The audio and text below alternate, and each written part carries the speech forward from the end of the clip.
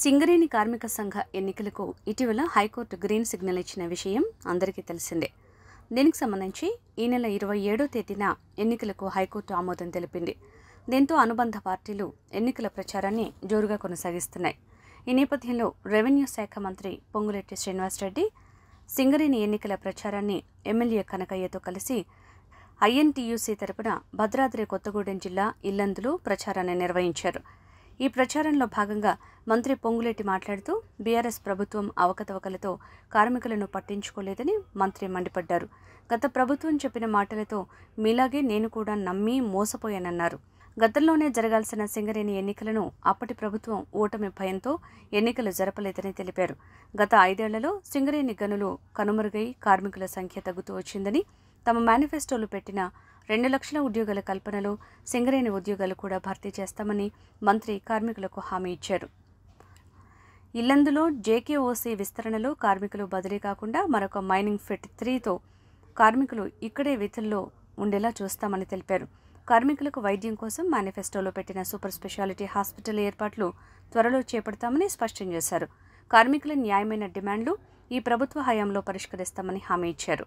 కారుణ్య నియామకాల కోసం కార్మికులు లక్షలు ఇచ్చే పరిస్థితి ఉండేదని, ఇక నుంచి ₹1 కూడా ఖర్చు పెట్టకుండా నియామకాలు చేస్తామని పేర్కొన్నారు. సింగరేణి కార్మికుల సమస్యల పరిష్కారానికి సీఎం పక్కన కూర్చొనైనా సంతకం పెట్టిస్తానని మంత్రి పొంగులేటి హామీ ఇచ్చారు. సింగరేణి ఎన్నికల్లోనూ ఐఎన్టీయూసీని కార్మికులు గెలిపించాలని అన్నారు.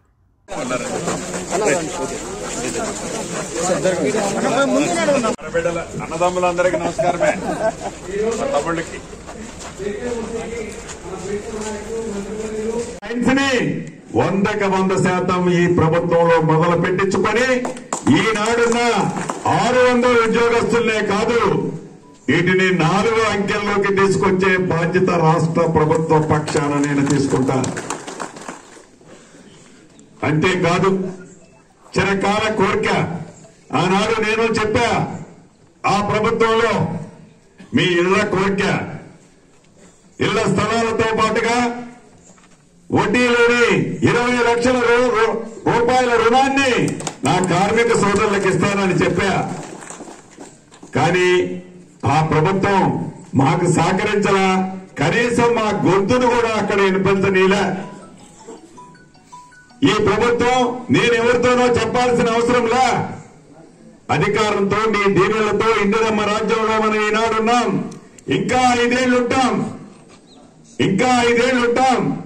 నా కార్మిక సోదరులకు ఏ కష్టం వచ్చినా ఆదుకోవడానికి ఈ ప్రభుత్వం ఇందిరమ్మ రాజ్యం ఉంది. మీ సీనన్న ఉన్నాడు. అంతేకాదు, ఇళ్ల స్థలంతో పాటుగా వడ్డీ లేని రుణాన్ని 20 లక్షల రూపాయలు ఇచ్చే కార్యక్రమాన్ని చేపట్టుకుందాం. నాణ్యమైన విద్యతో పాటుగా ఆ రోజు సూపర్ స్పెషాలిటీ హాస్పిటల్స్ కడతామని చెప్పాం. మాటలకే పరిమితమైంది. ఏదైతే వాగ్దానాలు ఇప్పుడు చేస్తున్నామో సూపర్ స్పెషాలిటీ హాస్పిటల్ వైద్యం కోసం కట్టించే కార్యక్రమాన్ని కూడా చేపట్టడం జరుగుతుంది ఈ ప్రభుత్వంలో.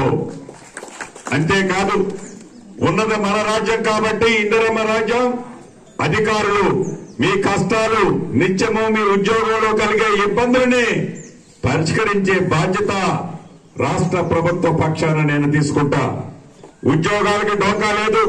ఇంకొక ప్రాంతాల నుంచి డిప్యుటేషన్ మీద ఇక్కడ చేస్తున్న వాళ్ళని ఇక్కడే పర్మనెంట్ చేసే కార్యక్రమాన్ని కూడా అధికారులతో నేనే ఆర్డర్ ఇచ్చి వాటిని ఇక్కడే ఉండే విధంగా కూడా చేపట్టే కార్యక్రమాన్ని చేపట్టే బాధ్యత నాదే.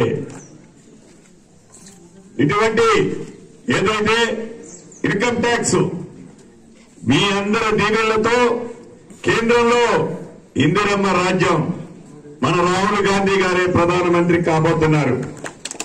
తప్పకుండా ఇందిరమ్మ రాజ్యంలో మీకు ఎగ్జంప్షన్, ఏదైతే ఇన్కమ్ ట్యాక్స్ ఎగ్జంప్షన్ ఉందో ఆ ఎగ్జంప్షన్ ఇచ్చే కార్యక్రమాన్ని తప్పకుండా చేపట్టే కార్యక్రమాన్ని మన ప్రభుత్వం తీసుకోబోతుంది.